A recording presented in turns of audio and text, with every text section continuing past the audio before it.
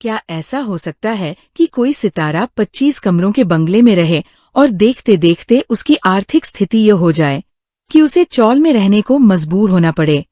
ये फिल्मी बात नहीं, हकीकत है। अपने जमाने में स्टार रहे भगवान दादा की यही कहानी है।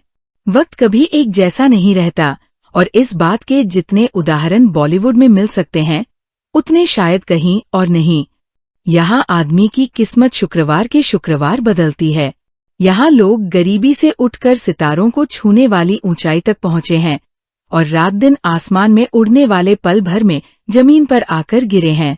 1950 और 60 के दौर के ऐसे ही सितारे थे भगवान दादा। किसी समय वो सचमुच इंडस्ट्री के भगवान थे। महंगी कारों का सबसे बड़ा काफिला उनके पास था, बंगला और बैंक बैलेंस था।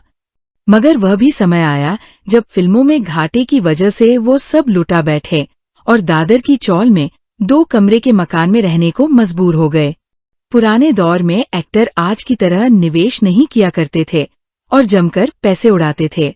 1951 में आई फिल्म अलबेला के गाने शोला, जो भड़के में आज भी भगवान दादा को देखने वाले खूब पसंद करते थे। उन्हें महंगी शराब, घुड़दौड़ और जुए में पैसे लगाने का खूब शौक था। उन्हें लोग भी आसपास ऐसे मिले जिन्होंने उनका खूब फायदा उठाया। अंततः वह दिवालिया हो गए।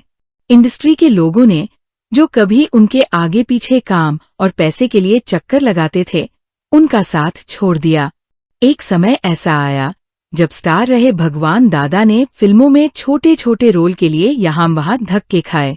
उम्र के साथ ये हुआ कि भगवान दादा बीमार हो गए और उनके लिए अपने कमरे से बाहर निकलना भी मुश्किल हो गया।